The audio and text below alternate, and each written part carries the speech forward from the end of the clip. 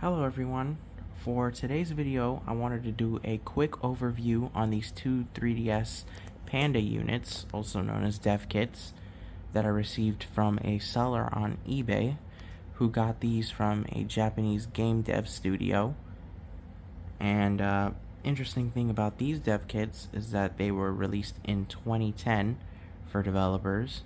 So before the actual release date of the Nintendo 3DS, we had prototypes, and then we immediately had these Panda units. So before I take a look at any of the software, the outer shell is much different than a stock 3DS unit. You can see it has this dark grayish color on top, and it slowly transforms into this light gray metallic look. No stock 3DS had this color. And then on the back we have Japanese text that says that this is a development unit. You can see that this was produced in 2010, and the model number is CTR001, which is a 3DS unit, but in parentheses we have a -01, which specifies that this is in fact a 3DS dev kit. You'll also notice on the back that we have this shiny metallic red where the IR sensor and some of the other peripherals are, like the game cartridge slot and the charging port. And upon opening up the unit, you'll see that basically everything is the same as a stock unit, except for the 3D slider is red. Now we'll go ahead and turn it on and take a look at some of the software. Now these units in particular utilize specialized software from Nintendo.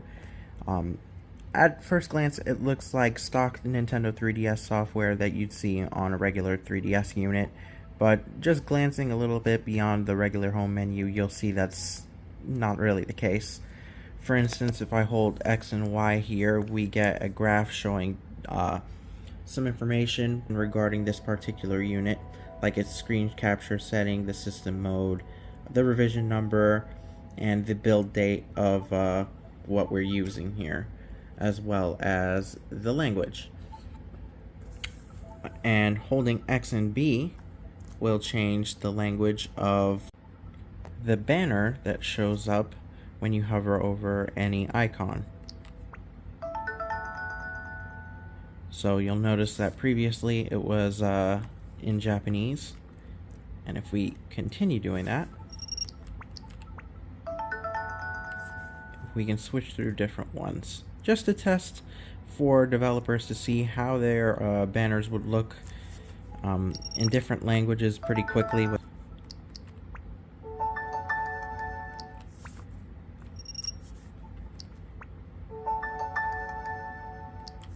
And there's a bunch of different languages here.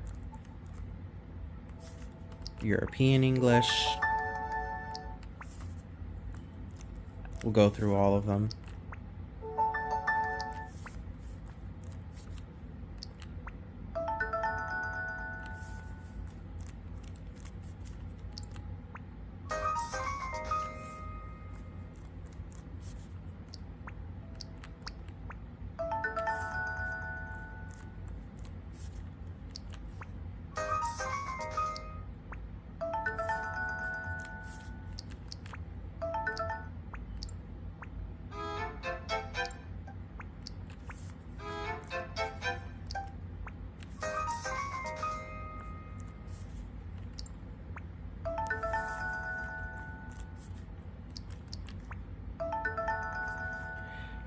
That's interesting. Even though there were basically no games released outside of first-party ones for Nintendo 3DS, we have Chinese language showing up here. I just find that a little bit intriguing. And then we also have, I think, Taiwanese and Korean as well, even though I don't believe Korean 3DSs were that popular at all either. Like, those are rare units as well. Yeah, Taiwan.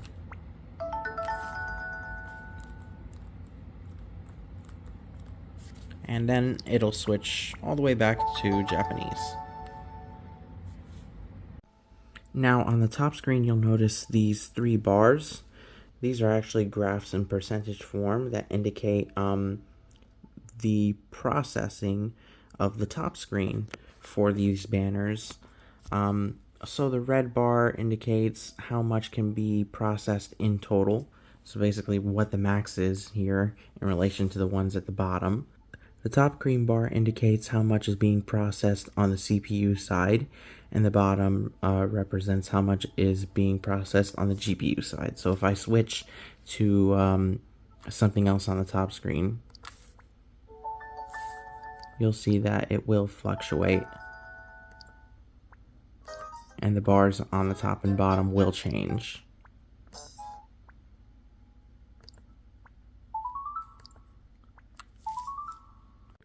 Well, here I am editing in post, but I noticed when you put in an SSID and host a hotspot with one that's exactly the same as a Nintendo Zone, these will actually pick it up. It won't notify you, but they will pick it up. So it looks like that function's unchanged as well. Now on top of that, these units also come with other software, including the dummy shop, dev menu, which allows developers to install signed apps. You can install as many as you like, they just have to be signed properly. And then a configuration tool to basically change different aspects of the device. So we'll do a demonstration of dev menu first.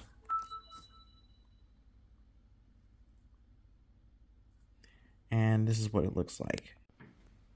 So this is what dev menu looks like upon opening it. You can see on the top screen we have the firmware version of the unit itself, as that actually isn't displayed in system settings, and then how much free space we have in different areas of the system. So if I had an SD card in here, it would display the amount of space we have there and how much space we have reserved for DSiWare.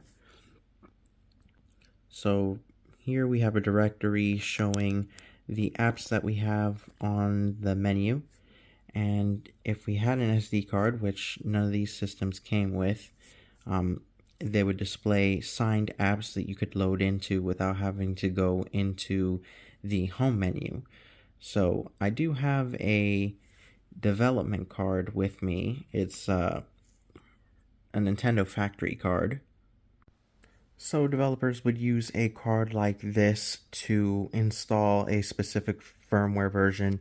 This is actually a card called EVA Import, which installs a certain version of the home menu software. I could put it in there right now, but I'm not going to do that. That's one of the many different functions that this console has that a stock firmware does not. Alright, now we're going to take a look at the config tool. Now from here we have a bunch of different settings here in the menu. Ones that you probably shouldn't mess around with if you want to keep your settings the same. But for instance, we have one that allows us to agree to the end user license agreement, change the real-time clock, the display, user info, debug settings, and then we have menu settings as well. So let's see, we can change the menu that will be booted into upon startup, I believe, system language, and then the system mode. I wouldn't mess with that, honestly. So the bottom screen has a description of what is highlighted here on the top screen, and once you finish changing your settings here, they'll display done right here on the right side. We have the revision number of the software and a serial number. I'm not sure if that's actually of the device itself or not. It probably is. We can take a look at debug settings. This will change. Debug mode, download play, debug. These units do not actually use the standard download play function. It's not compatible with regular retail units. So they have their own download play app. to work with other units. So if I wanted to fire this up and test out download play for a game that I'm developing, I could do that using the specific download play tool. User info settings, so we could change our username and simple address setting. Touch panel calibration, so we have some calibration options here. We can change LCD settings, so for the flicker, active backlight, luminance level, and the backlight, I wouldn't mess with that. We could mess around with the system clock, whether or not we want to agree to the end user licensing agreement, and other settings, sound, some test and check settings for the device, stereo camera calibrator checks, gyro sensor, accelerated calibration, and then CTR setting. Read CTR setting from SD card and set CTR setting parameters. So I'm guessing this reads from an SD card and changes data on the device according to that text document. And then we can reset all these settings to the defaults. But that's basically it for the configuration tool. Alright, so now we're going to be taking a look at Dummy Nintendo eShop. So this app is mainly for developers testing out the eShop function in a game. So like, let's say you wanted to purchase DLC for a game and you're a third-party developer, you would use this to test whether or not it actually worked. But as for that, that's pretty much it for that app. Now, one last thing I wanted to do on these systems was check the activity logs for these. Because when you inherit systems like these, it's kind of important to check stuff like this just to see if you're missing anything that might have been pulled off from this systems. And you can see right here, this at some point had the EC Dev tool installed on it. It no longer does. I mean, I assume at one point these had SD cards in them and they were removed. So we're not going to see any software on them outside of the ones that were pre-included. But you can see right here, this guy was playing Soul Silver. I don't blame him. And then this app right here, Nico Nico. Outside of that, it just seems to be the regular system apps. So I just find that a little bit interesting. So we're going to check out the other system now.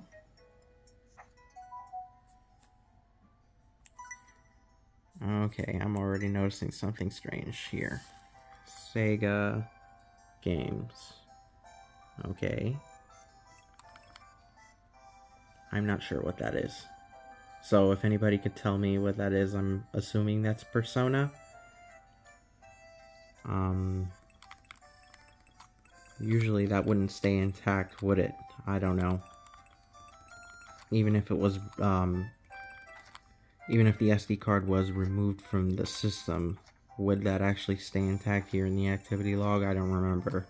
I have basically no information on these units otherwise, other than the fact that they are legit and they came from a Japanese development studio.